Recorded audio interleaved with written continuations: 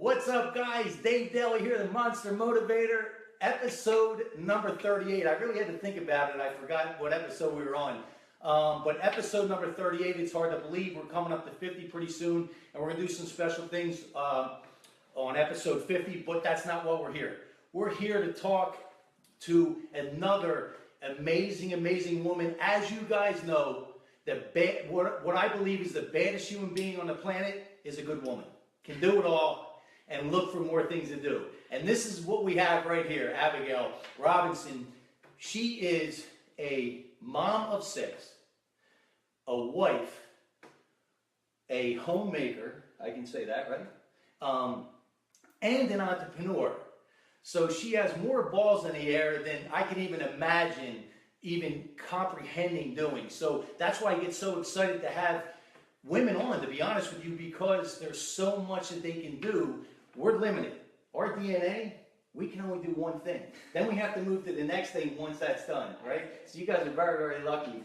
But that being said, let me introduce Abigail Robinson. Let her give you a little bit of background on who she is, where you came from, where you're at today, and then where you see yourself going. Okay, well, I just want to say thank you so much for having me on Pleasure. today. Pleasure. And also, I'm just happy that I met you. The ways that we crossed paths here and everything else. And it never happens by mistake, right? It never happens by mistake, that's true. So I kind of give you a little bit about who I am, I guess. Yeah. You know, I am, if I had to kind of talk about myself, Yeah. I am the person that believes that anything is possible, especially when it comes to children. Beautiful. They have the capacity to learn. And aside from that, yes, I am definitely a mom. Mm-hmm. I'm a wife. Okay. I'm, I love my family. Yes. That's definitely one of those things. And then I came from the San Francisco Bay Area. Okay. I'm fairly new down here to the Temecula Murrieta. Yeah, because you told me the town. Yes. You know, I'm from Jersey, so you told me the town. Like, where is that? Yeah, I'm from Los Altos. Okay. That's where we Okay. just moved from a little while ago. And we're down here making new friends, really a difference in lifestyle as compared to what I used to do in the San Francisco Bay Area. So, as you know, right, like we spoke about, what separates us from a lot of, I guess, other shows, or maybe it doesn't, I don't know, but it doesn't matter. But I loved, the whole thing here is they want to know a little bit about you, who you are, a little bit behind that black curtain, right? So, the town you grew up in, how was your childhood? How was that growing up? Because I have a follow-up question that I want to know. Yeah. Well, I think to really kind of get a good perspective on where I've been and where I'm going, I actually was not born in the United States. Okay. I'm actually from El Salvador. Okay. And my parents came from there as well. How old were you when you got here? Yeah, I was fairly young. I was about 3 years old. Okay. And we came from El Salvador. If you know anything about the history in Central America and back in the early 80s, we were in the Civil War at that point in time. Okay. And so my grandmother, who had come fairly early on, she brought us basically here. And so, kind of looking at it, I'm very thankful to her as being a very strong woman in my life and for bringing us to the United States. I love that. And we were in the middle of a civil war. Things were not going well. There was a lot of struggle there. So she brought us to the United States. Okay. And from there, with my parents, growing up in San Francisco, and grew up there for a little while, went to school in a Montessori school, and I'm a huge advocate of Montessori education. Okay. And just really learned my parents. I got to watch them really,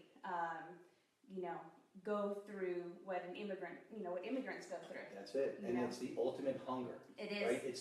And it's so interesting, right? It's the ultimate hunger and it's the ultimate gratitude, all tied up into one. That's right. And how do you beat that? You can't beat that. Exactly. You cannot beat that combination. Right. Let me ask you something. So before we go further, now I know you mentioned earlier when we first sat down, you said, I thought this was really interesting and I want to dive into this a little bit. Right. You said that you believe that everyone has the power, right, within them to do whatever they want. Right. Where'd that come from? Really, that came from my family and from me, actually, and education. Okay. I have worked for a very long time with children with learning disabilities. And, Okay, there you go. I had my own struggles as well, and just most recently, I actually had a personal health issue. So it kind of really put my mentality of anything is possible to the test. You know, life gave you that boot camp, Right. Yeah. So I had a stroke. Yeah, and we'll talk about that. Yeah. So that really helped me further believe that. And watching my parents just work 2 and 3 jobs, get ahead, be very thankful for being here in the United States. You know, there were a lot of times where I remember being 3 years old and, you know, being asleep, waking up and going, you know, watching my parents, and I was on top of like a dryer. You know, I could feel myself on top of a dryer, and I'm watching my parents. You know, they did anything that they could at the time to learn the language, to work, to better ourselves, to survive in the beginning. And I remember, so that is implanted in my head from a very... And that's, you know, the struggle is the struggle, right? And nature even tells us that. That's why the mom bird doesn't help the chicks get out of the shell. Right. Because they know that the strong survive. It's instinctual. But obviously, unfortunately, with humans, we tend to go the other way a lot of times, right? Yeah. Especially with their kids. But what an amazing gift you were given, because that helped build a foundation for your character, you know, for who you are.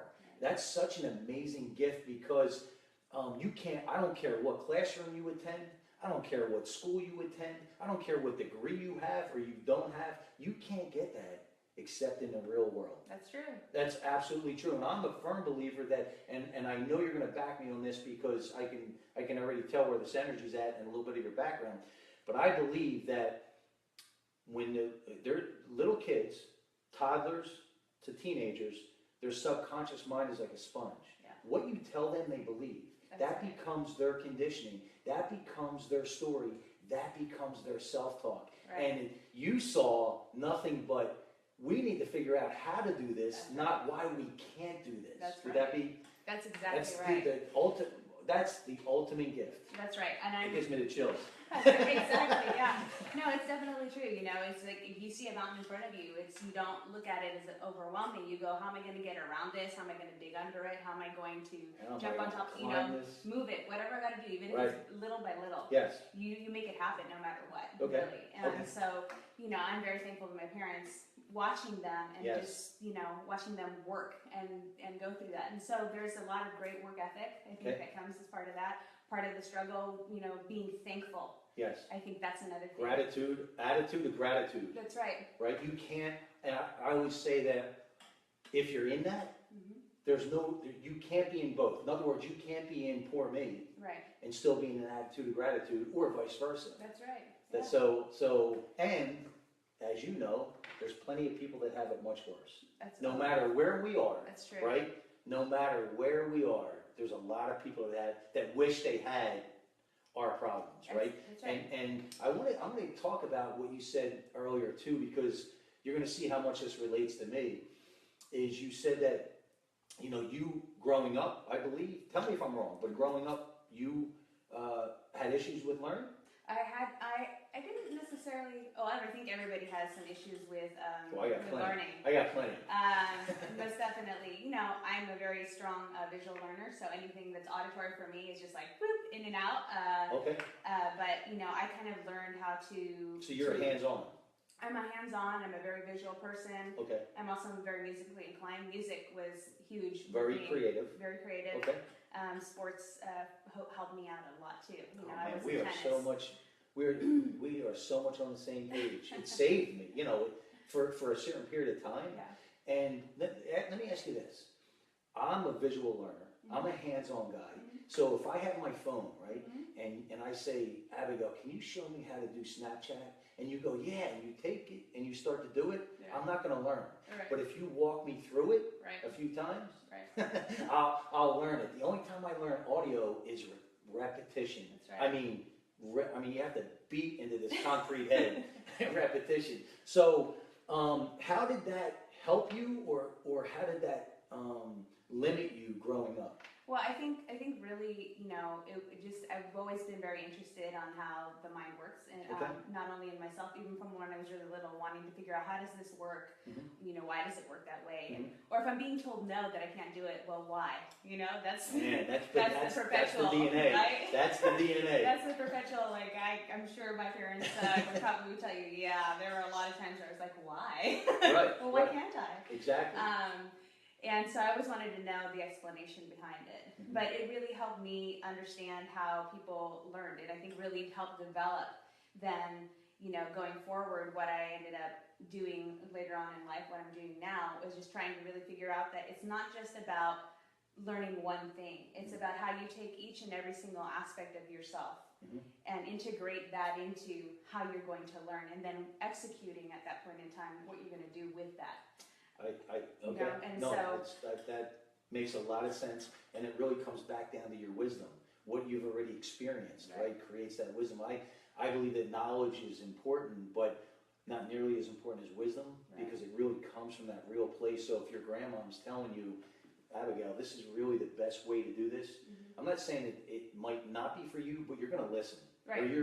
Or at least you're going to take it in. Yes. Take what works and throw out the rest, because she's been there and she's done it, and you just, again, you can't get that in a classroom. Let me ask you something.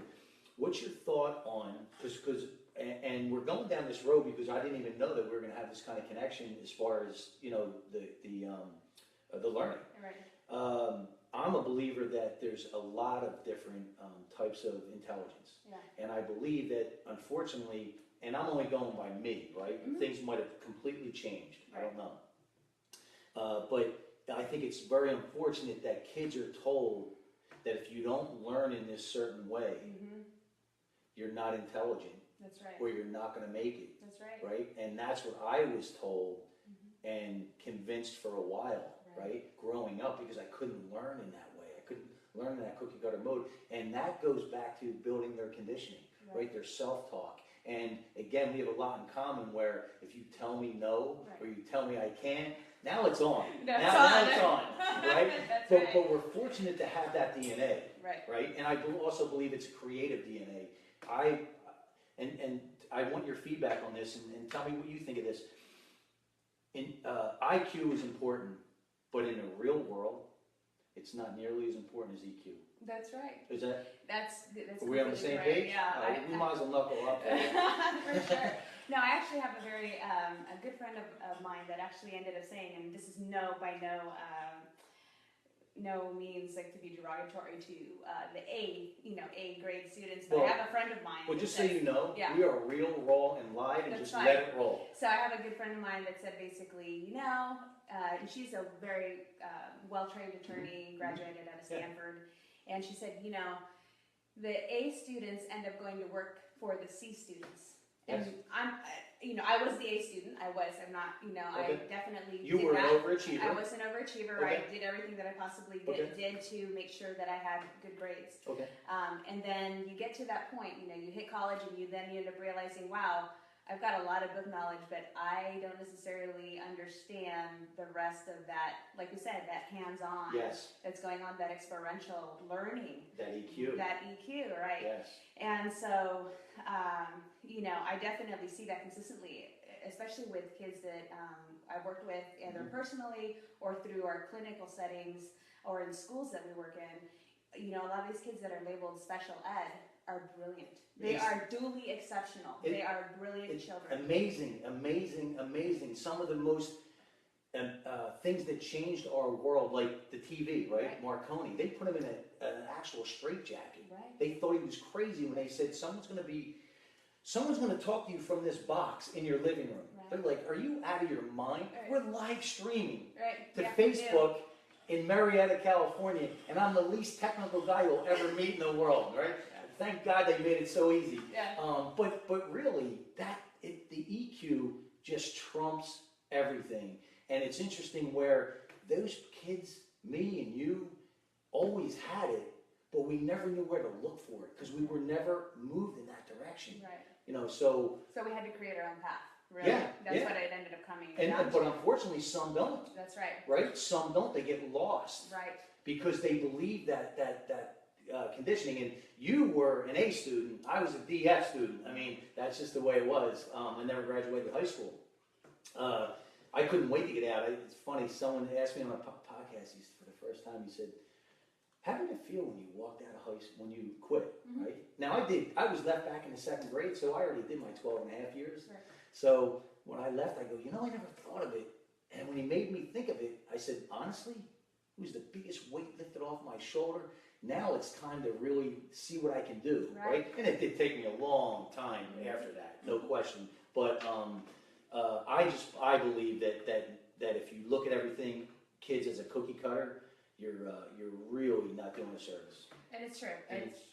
That's part of the thing is looking at how the individual learns. Just because I learn one way doesn't necessarily mean that your way of learning is not valid. Right. I mean, it's really, that's the big thing. And it doesn't mean you're not intelligent. And it doesn't mean you're not intelligent either. Right. And who am I to invalidate your thought process? Exactly. And so, like, a lot of the big things that I do with people or with with children, especially, is tell me more about your thought process. Tell me more about it. It's not only about you got the right answer. I see this a lot in schools. And I've been a public school teacher, so I can say that. Yes, I started off my educational career in the general ed setting, and then I went into alternative settings to kind of see, and then into special education. See, I think that's so. That's badass. And I'll tell you why. Because you somewhere along the line in the beginning, you didn't learn in that way. Right. But now you got to a point where you're such an overachiever, such a go-getter that you're in their world now, teaching them. I mean, that's really good, man. That's big time kudos. Big time kudos. So you've been an entrepreneur your whole adult life? So the way that I kind of started down the entrepreneurial road really was because of a lady that I used to work with and her son. Now, if you guys didn't notice this, as soon as we started talking about entrepreneurial world, she just lit up like a Christmas tree. So I don't know if you saw that, but I caught that. Yeah. Okay. This is my favorite subject. I love it. My favorite subject for sure. I was working as a tutor, and I was in college at the time. I was doing a dual degree program, trying to get my bachelor's and master's at the same time. Is what I was trying to do because I wanted out of college. Right. So anyway, trying to figure out how can we do this faster? Right. How do we do this faster? Good. So I was working with her. Her son had multiple learning disabilities, and the child was in a private school. And in a private school setting, there are sometimes not a lot of the supports that you would find in a public school setting when it comes to services that are just given to you. I didn't know that. Yeah. Okay. So, but it just depends on the private school too. Yeah, no, I understand, but I didn't even think that. Yeah. So she had to kind of create this whole educational program for him in spite of him going to a private school. And so to make a long story short, I started off with this organization. I went to her home. I was going there pretty consistently. I was there probably about 20 hours a week, just working with him and trying to figure out, okay, how does he learn? What's going to make it? I did things like, we're going outside because he loved baseball. Okay.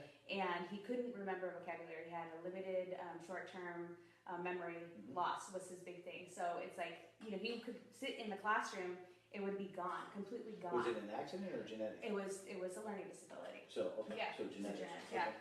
And so he couldn't remember. So I had to figure out how to get this short-term memory loss, surpass that, and get it into his long-term memory. So vocabulary, math facts, anything like that, they didn't stick. You just lost it. Yeah. Just lost it. And so I ended up realizing that he was a big sports kiddo, right? Fabulous at sports, great at baseball, basketball. Wow. You put anything in his hand, he could get it done. You know. And so I ended up realizing, hey, let's go learn vocabulary and let's play baseball at the same time. Wow, okay. And so that's kind of how I got into this field. And she said to me, I'm going to plant a seed in your head. She said, why are you working for someone else when you're obviously gifted at what you're doing? You're thinking outside of the box. Can I plant the seed in your head? Why don't you do it on your own? And I just said, here I am. I'm still like 19 years old, and I'm like, I can't really wrap my mind around that. Right. Even though as a teenager I actually had been a piano teacher. and I had been a ballet teacher. But that started to really resonate, huh? It did start to, yeah. Yeah. And so I thought, you know, and so it sat there, and it sat there for about a year. Then I got a job as a school teacher, basically, in an alternative setting. And I came to a make or break point where I was sitting down kind of like this with the principal. I was the head teacher. And she said, you know, well, this is what I want to pay you X amount, right? Yeah. It was going to be less than what I was making that current year that I had just finished. Wow. And she wanted me to do all of these other things. And I just said, you know what? I'm going to go out on my own. And I literally said... Right there. Right on my own. And I said... And forgive me for being crass here. I said, No. I don't care if I have to eat shit for the next year. See? I'm leaving. I'm going on my own. I can do this on my own. But that's what it takes. Yeah. That's what it takes, and that's what, you know. Let's talk about something here, right? Seriously, Yeah. I love this, and I loved it. I love the energy, first of all. But because we're living in a world now with social media, right? That it's so cool to be a startup, to be a entrepreneur, right? It's kind of cool. People don't realize, especially young people, and maybe even older people that never been down that road, don't realize what it truly takes. Right. And that's the first step. But you took that first step with that moxie, like this is it. Right. You know, it's on. Right. It's on. Yeah. Right? Yeah. Lace up the boots, get to work. Yeah. And that's what I think some people are missing in this new entrepreneurial. It's going to be great, you know. It's just, well, I don't have to work that much. I work for myself, Right. And it's such a misleading mindset. Right. Well, because you really, at the time, right, you look at it, the internet was coming out, right? Yeah. It was just kind of starting to blossom. You had, you know, as soon as I said that, I thought, where am I going to get my clients? How am I going to do this? Like, So what was your business? So I got into tutoring originally, right? And so I focused on special education tutoring. Okay. And then as I went through that and I started meeting parents, basically, you know, and I'm kind of jumping forward here. That's all right. So at that point in time, you know, now at this point in time, I, you know, had finished college and I was married, you know, first year of marriage when I just basically said, screw this, right? So I was about 21 years old. Did you have any kids at that time? I did. Wow, look at you. Yeah, I had my first child, Alexandra. I mean, that is monster mode right there. That is. How was your husband through it? Was he supportive? He was great. I mean, he's just, you know, I'm Hispanic, you know, he's Caucasian. Yeah. We have a blended family, right. You know, because he has 2 kids, and this is how I kind of got into the education world, was because his 2 sons, one of his sons couldn't talk when I first met him. Really? And so he actually didn't speak until he was about 5 years old. Okay. And so, you know, even though he was really frustrated, but he was so smart. This child was so smart. He knew how to build things. I mean, you give him anything to having to do with building and engineering and whatever, he could do it. But he couldn't verbalize, and he got very frustrated because he couldn't talk. But, you know, so I kind of started getting interested in it more. That's pretty interesting, okay. You know, so, I mean, if you look at it and the way that life kind of leads you sometimes without even knowing, you know, these things that were coming into play. You know? But here's why, right? Let's explain to them why. I'd love to do that. Because you took the action. It becomes magical, right? When you take that positive action on a consistent basis, it becomes magical. And like you just said it, you said it perfectly. Look, there's things in your life, in my life, that happened when you look back, and the greatest Hollywood screenwriters couldn't write it, right? That's right. Because there's so many things moving, and quantum physics tells us that. Look, thoughts are things, and everything is energy, right? And this isn't the pink clouds, the Easter Bunny, and the unicorn, right? This is quantum physics tells us this. So I love to be able to kind of even go a little deeper on why that is, because you took that action, right? And your why was so big, right? You lean on that why. So when you went out on your own, what kind of struggles did you have? What kind of fear barriers did you have? Oh, I had a tremendous amount. Laundry list, right? Yeah. So I came home, you know, kind of going back. I came home that day, and I said to my husband, I said, I just quit. And he said, really? I said, yeah. And the thing about it is he's a vet. He, you know, he was going through his own disability, still is right now. But at the time, he had herniated 3 of his discs. So I was the only one working at the time. And so you have to You are understand. beast mode. That is awesome. So at that time, you No, I know, but it's like we had, wow. if I had been logical, I probably, Oh, if I had thought logically, anytime. I probably wouldn't have done it. Logical means mediocre. Right, Honestly, right, it does. It does. It's So, you know. see, you know what you did is what I tell everyone is my DNA, and they're probably tired of hearing it, but it's okay. Is jump off the cliff and build a plane on the way down. And so who's the builder for me is my husband. Okay. I mean, I will jump off the cliff, Okay. and I'll say yes, and then figure it out on the way. Some of my most successful things have been because I've said yes, and I said, okay, when you need it done, and you make it happen. Right, because you're backed into a corner. That's right. And you have that. That's what people need to hear. Right. That exactly right there. And listen, you guys connected, you married for a reason. He supported you. Yeah. So there's no, coincidence. There's no, I wonder how that happened, right? You had a connection, obviously, and not everyone has that, but that's okay. Right. It still doesn't mean that you can't do it. Right? Is that correct? That's right. And he just looked at me and he said, we'll do whatever needs to be done. Wow. And he said, don't worry about it, it'll work out. And I just looked at him amazed and I said, you know what, you're right, it will. And even though we had a brand new baby in the house, and he was, basically on the floor because he couldn't walk, herniated disc in his back, and everything happening all at the same time, we made it happen. I mean, that's just the reality. And my parents were so supportive, and they said, we were waiting for you. Really? We were waiting for you to do it. To Go do do it. Go do it. So they saw it in you from the beginning. My parents have been fantastic and tremendous when it comes to being super supportive. Did they set those seeds? Yeah, they did. I mean, they've always told me, and my sister too, who is an awesome chef, by the way. But anyway, I won't get it. I love to eat. We'll have you over. So she, they always told us, you guys have the capacity to do anything that you really want to do. It's the greatest gift. You focus on it. That's a really big thing. Is that they always told me, you focus on it. Mm-hmm. You don't let anybody stand in your way. And if somebody tells you no, as much as maybe I might have told them no a couple hundred times, then you find a way to work around it, and that just sticks. But that's the greatest gift. There's no better gift that you can give your kid than that self-image, that self-esteem, that confidence, right? Because it's coming from your parents, right? And if you have any type of relationship with your parents, that's what your conditioning tells you. That's right. So, and on top of it for you, right? Mm-hmm. You came from a different country. You watched everyone learn a different language. Figure out how to survive in the beginning and then thrive. Man, you had the ultimate classroom. Right? To me, that's the ultimate classroom. Right? Because I believe that an entrepreneur's greatest, most important class to attend is failure. You have to be able to fall down and get back up. So where are you at now? What's going on now? So where am I at now? So looking at it, I've been in business now as an entrepreneur for 17 years. Okay. And started a couple businesses. I actually lost the business as well. After being in business for 10 years, I decided to shut it down. That was it was my biggest triumph and my biggest failure, and I think probably something that shook my confidence. At the beginning, and then I realized why. Let me ask you this, right? Because I want to dig into this, right?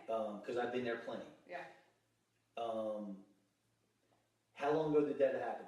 Did you close it down? Oh, that was probably about 4 years ago. Okay, so in the very beginning, right? We're only human. You're shaken, right? You're shaken to the core. Right. Somewhere along the line, you start to find that DNA again. That's something in you. Right? That's who you are. Right. When you look back, what were some of the lessons you learned that you take with you today? No, I mean, and because Yeah. Oh, I learned some pretty good ones. Right. I think the thing is, you start off and you look at this as your baby, really, Yes. And so you put Great all way your to put it. all your hopes and dreams and everything else, and in your mind you sit there and you go, I want to do this and that, and you can envision yourself really. That's how we are. That you can envision, this is what it's going to look like, right? This is so on and so forth. And I think the thing that I learned and this kind of correlates a lot with what happened with my second business, as what we're doing right now, and then personally within my life is that you sometimes want to speed up so quickly, you know, and you want to do all of these things, and you have to end up looking at yourself sometimes and going, you know, because I look at it as a child, right, as a child business in that sense, you're a baby, and what you're doing is, as a baby, you're trying to basically start off, instead of crawling and sitting up, you're trying to start running. Yes. So sometimes what we do is we do so many things. I want to do this, I want to do that, I want to do this, and you end up realizing you end up trying to do it all on your own. Right. So for me, one of the biggest lessons that I learned early on, maybe not as early as I wanted it to, was that you needed to have a strong team. That you know you can't know everything, and you need to have a good team that is supportive of you. So let's dive a little bit deeper into this, right? You know, one of my mentors, when you were talking about going fast, we want everything yesterday. I already know you enough. We want everything yesterday. Now, that's what gets us to where we are. That's right. But one of my mentors told me a long time ago, and this always stayed with me. He says, Dave, you don't have to slow down. You just have to calm down. That's right. And that's what I have to tell myself all the time, right? And the other thing that you did, and she did, whether she could define it at the time or not, doesn't matter. But she had it in her to, when I get into a business, I reverse engineer. So how identify my weaknesses, enhance them with the people that are much better at it than me, and there's a laundry list, right? And then let me run with my strengths, because, and that's exactly what you did, and what you're doing now. It sounds like. Is that accurate? And I learned that probably, or I put into action, should I say, with my second business. It's been around now 5 years. So that was a lesson you learned. That was a lesson from the first business. From the first business, yeah. And I mean, we shot it with my first business. We shot up. I mean, we really were doing really well. Just to kind of give you an idea, we in a very short amount of time, we went from making like $300 in sales to $3 million within a very short amount of time. That is we tremendous. Were helping kids. We were helping people. Yeah, it was. I mean, it was fantastic. Now, was this you and your husband's business? Just my business, because my husband is disabled, but he's always been there supportive. So I see it as our business in that sense. But you ran with this. Yeah, we did that. So that is awesome. Right. So we did a really great job. I met a lot of like-minded people. We ended up putting it together. I met a lot of teachers that were in similar positions, a lot of parents that were just very frustrated with the public school system at the time and special education, and were being told no, and your kid's too smart. His IQ, he scored 132 on his IQ score, which is a genius level basically, but the kiddo could not read. So maybe on a nonverbal, he was great, anything, but he couldn't. He was a superstar on that section. But here's what I love about you, right? Is and what this show is all about. It takes the excuse. You take the excuses away. See, you went from zero to a $3 million and more business with a growing family, right? A disabled husband, vet, right? That you're taking all the excuses away that people are trying to figure out why they can't do it. That's what I love about that story. That's what I love about this show, because it really brings the real world, right, to the light. Because forget the life. I always say, you don't make the rules, I don't make the rules. Life makes the rules. Life don't care if you're ready. Life don't care if you like it or you don't like it. Life is going on with or without you. So I love that story. And that gift that you got from that that first business, to me, the money can't even compare to that gift that you got. But here's what I want everyone to know, and you tell me if you agree with this. You had a choice whether or not to learn from that. Right? You could have been the victim. You could have stayed or stayed the victim, however that worked out, right? You could have stayed the victim, and I believe the victims never win. Right. It's true. Okay. It's true. And that was a hard lesson, because and I'll be honest with you, I probably spent about a year going, wait a minute, what happened here? This isn't fair. I was at the peak, and then had a series of things that happened, and I was trying to really think, where did I go wrong? And I ended up realizing that there were singular moments within that continuum, especially towards the end of that business that I decided to close, where I had an opportunity to make a change, and I didn't make the change, and it was like life was telling me, you have to make this change. Okay. And I just said, no. I just, Put it aside. put it aside. Because this is kind of similar to your fears thing, right? It's Because right on. You just put it's right on. You just put it in the back burner. I'll deal with it later. And then you ended up realizing, now you have this thing, boom, it's blowing up in your face. Really? But you know what? That's exactly when I do my keynotes, right? I say the fear of change. And if you don't understand how powerful that statement is in business, obviously we're talking business. Right. Ask Blockbuster Video. Right. Ask Borders Books, right? Kodak Film. They didn't stay. It doesn't matter how big you are, how small you are. Right. We're all vulnerable to change. Right. Because life says we don't care. Right. It doesn't matter. Right. This is so another unbelievable gift Right. from this business. Right. And so What an awesome gift. it is in that sense. It is, yeah. And so the thing that really got me is it's not that I wasn't working. I was working 80 hours a week. Yeah. And I was trying to make it Of happen. course. And no matter how much energy I gave to it, I ended up realizing it was just like, you're just fueling the fire even more. Right. Because at that point in time, then I was depleted of my own energy. I didn't. Sure. It just nothing was in sync. Nothing was in sync, and it's one of those things that my grandmother and my parents always tried to say, take care of yourself. Yes. And make time for yourself. And I really, I'll get to it later. Yeah. And when you're in your youth, it's like full steam ahead. You're invincible. Exercise. That was one of the things. I'll get to that later. Yeah. Even though I had been an athlete throughout high school, in college, I know. everything else. It's just it happens, right? Yeah. So not eating healthy. Oops. I woke up at 4:00 this morning. Yep. I didn't eat my breakfast, and I skipped my lunch, and maybe now I'm 6 or 7 o'clock at night, and I'm eating my first meal of the day. I always say you can't drive down a one-way street the wrong way and not have a head-on collision. Right. Right? Because eventually it's going to happen, and it's going to affect everything.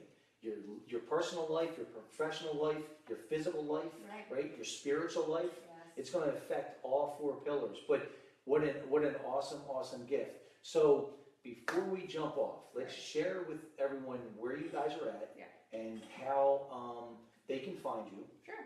And then anything that you want to add that I didn't touch on. Sure.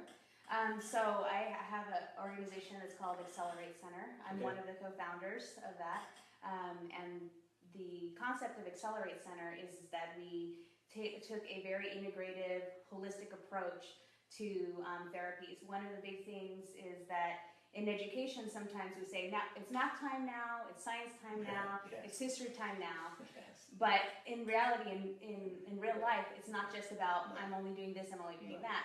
And a lot of the things that happen with kids is that they don't really understand, well, why am I really learning, this algebra right now? How is that going to help me, right? It's like, how is that applicable to my real life? What am I, what I'm doing right now, how is that going to help me later on?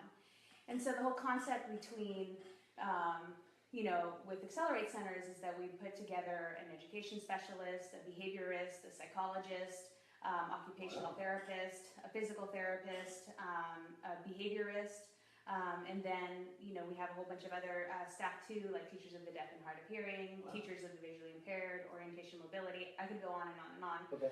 But basically, we all came together and we said, we want to, teach children how to take all of these different modalities, right? Give these skills to these kids, help them learn, educate the parents, because that's really the big thing. How you were talking about how parents really are a very integral part of your mentality, your psychology. They create the conditioning. Yeah. Teach them how to work with these kids that are being told, oh, this kid will never learn how to read. This kid won't be able to walk. Right. Not supposed to win. He's not. Yeah. bad, bad, bad, Yeah, bad, yeah, bad. yeah. You know, no, And they're it's never so going to be able wrong. to. It's so wrong. It's so completely polar wrong. It's unbelievable. Right. And so then, we put this business together, and we said, our mission is going to be to create possibilities for these kids. Okay. And we're really going to learn about how they learn. And if we are not teaching them the right way or the way that they learn, then we are definitely going to change our teaching methodology so that they can. You're going to customize it. We're You're gonna going to customize figure how to mold that around that individual. Right. Exactly. Okay. And so we work in a very integrative center in that way. So our office is in the Bay Area because I have offices in the Bay Area. Okay. Are centered around that. So a parent can come in and get any type of therapy that they need. They don't have to leave that space. But you will be opening up down here. We're going to be opening up down here. Okay. And what we're going to be doing that's a little bit different than what we're doing in the Bay Area is we're actually going to be launching a family daycare center for children with special needs. Wow. And within that, because of the people that are working within it, are also going to be occupational therapists, physical therapists, speech and language pathologists. So those kids that are going to be in that family daycare are going to have a family-centered approach as well as a holistic, integrative approach to learning, and so they can get their their therapies at the same time, really. So you're going to be running both. We're going to be running both, yeah. So we're looking right now. What we're looking for is a place to have our center, and so that we can do something very similar to what we've done in the Bay Area. But we wanted to take a look at the younger population, and also that kind of daycare type of setting, because what happens a lot is that I may be, like, for example, I have an injury, right? I'm just going to use it as an example. I have an injury. I go to my physical therapy or my occupational therapist. They're trying to teach me this skill, but then I can't generalize it into the home setting. It doesn't cross over. That's one of the biggest things. Yeah. If you talk with anybody that's in special education, especially, how do I get this child to generalize? Really. Okay. So what we're trying to do is, with the family daycare center that we're opening, is really remove the clinical setting and making it a home environment. That's why it's a home environment. Okay.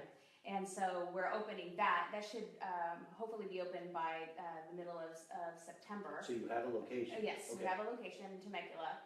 And at the same time, we're looking for our space so we can do kind of integrative therapies. Awesome. Because, so it's quite a challenge right now. Right? So, but that becomes our oxygen. We need that. Right. And when we're in it, it's just like overwhelming. But you figure, I'm talking to the choir here. You just figure it out. I do know that you did have some. So how are things with you health-wise now? Are you starting to turn that around? So here's the thing that I'm trying to. I'm very blessed to be here. I just have to tell you, every single day I wake up, I just say, I thank God that I'm here. Well, because you have things to do. I mean, that's the bottom line. I have things to do. Well, you have value. You have things to do. Yeah. So yeah. Right. Yeah. So I'm just thankful to be here. I actually went through a series of strokes that I had.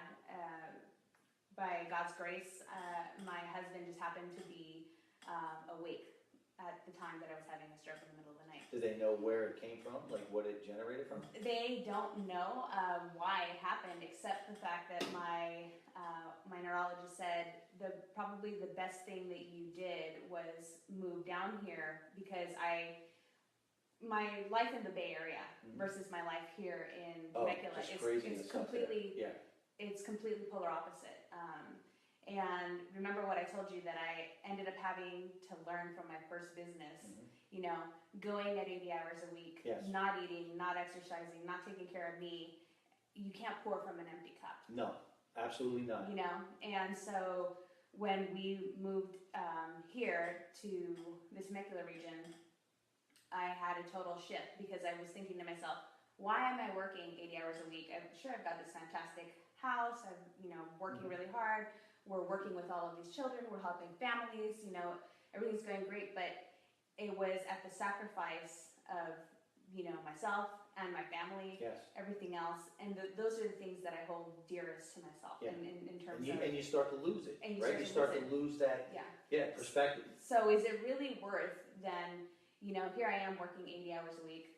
I'm not seeing my kids. Mhm. You know, even though they might be with family or You in can't. daycare. It's just not enough time. There's not, I mean, you know. if you're doing 80 hours, No. you can't. You can't. Yeah. And so I just thought to myself, you know, I started, my why was because I wanted to have a better life for my children, you know, for other children out there, you know, for other families out there, and to show them how to do this. And here I was, you know, talking the talk, but not walking the walk in that sense. And, you know, so my husband and I just sat down and we said, you know, is this really worth it? You know, we were kind of looking we started having health conditions, these, you know, so on and so forth. And so that was my life in the Bay Area. Okay. So when we moved here to how long you been Southern here? California, about a year. Okay. About a year or so. When we moved to Southern California, we had a dramatic shift in what that looked like. You know, I exercise. I actually ended up losing about 30 pounds. Awesome. And I'm still losing the weight and becoming healthier. Reorganizing life, basically, so that there was time to exercise, there's time to meditate, there's time to educate myself, you know, read, go to classes, there's time to work and help others. And so it's really about creating a balance. But to make a long story short, when I had this stroke, the neurologist said to me, you know, your change in lifestyle is probably what ended up helping you, because you had all those years, you know, think about it, you had about 10, 11 years of just go. Yeah. And, you know, you made a shift. It could have been a lot worse than what it was. And tell me, is this right? Did you came down here because you wanted to open up another location? I did. Again, right? The doctor said, well, luckily for you, you came down here. I say there is no luck. You took the action, right? Again, we couldn't put that together, right? The best screenwriters can't put that together. But that action that you took, positive action, probably saved your life. Yes. But you would have never, ever been able to write that script, right? Ever in a million years. And who could have foreseen? No, you know, you can't, but it's so interesting. I love to be able to hit on that because I don't want anyone to get confused. There isn't luck, right? You create your own luck. That's right. By doing what you're doing when you're supposed to do it, or when it's supposed to be done, whatever that definition is. And everyone really has their own definition of what works for them, right? What their work-life balance is. And I'm sure back then in the early times, that was working for you because you did what you had to do to figure it out, you know? So there's nothing set in stone. But as anybody, you're evolving, you're growing, and you're moving forward, and you're starting to see, you know what, this is more important than this right now. Or let's combine this because I'm a completely different person, thank God, than I was a year ago, 2 years ago, 3 years ago, 5 years ago. And we need to be. So where can they find you? Where can they find me? Yeah, on social media, on your website. Well, you can go. That's right. Where can you find me? Everywhere. You can find us at www.acceleratecenter.com. And you can also find us at facebook.com/acceleratecenter. And you can learn a little bit more about our philosophy, how we help kids, how we want to help the community. We really want to bring something that's groundbreaking here to the Temecula area. There's a huge need in Temecula and Murrieta. That was also one of the reasons for coming down, because believe it or not, I was getting a lot of phone calls in the Bay Area asking us if we had centers like that down here. So that started the whole seed. Southern California seed. And, you know, we really want to work with these kids that have special needs, educate the parents. We have an advocacy arm as well where we advocate for kids so that they get the services that they need, so that they're not waiting, you know, for services. So that's how you can find us. And I'm on Facebook as well. Yeah, So, we're connected on Facebook. Are you on LinkedIn? I am on LinkedIn as And well. Also Instagram? And Instagram. Okay. Snapchat yet? Not yet. I know, I'm working on My that. daughter's trying to teach me. I know, it's just it's like crazy. dragging nails. Right, me too. It's craziness. I can't believe it's actually worth anything, but they tell me it is, and I got to figure it out, right? I can't let the fear dictate. And also, as you guys know, there's some people that jumped on. I don't know if we have any questions, but I know there's some comments. When we jump off, Right. you're going to be able to share this. Then you can answer questions, interact. If you have questions, please reach out to her. This is what she does. This is her life's work. This is her passion, right? I can see it in her eyes. She loves this. So don't hesitate to reach out. Right. You're easy to find, right? And if you can't find her, I know where to find her. Yes. Right? So just reach out to me. And as always, Monster Motivator TV, we're here to highlight businesses, entrepreneurs, nonprofits. You're not a nonprofit, are you? We filed for our nonprofit status. Okay. Yeah. Okay, so, but you will be I a hope, nonprofit. Well, I hope so. Okay, great. And once you open, right, let's go out and we'll do an episode there. Yeah. What do you think? I Deal? love it. I love it. Okay, so if you know anybody in the Southern California area, and eventually we are going to do this nationwide, that you want us to highlight, just reach out to me. I'm not hard to find. I am everywhere, just like she is. And we will come out and we will highlight and share your story to the community, and you will be able to repurpose and reuse this video any way you want. And guys, thanks so much for tuning in. Keep making it happen. I knew I could count on you.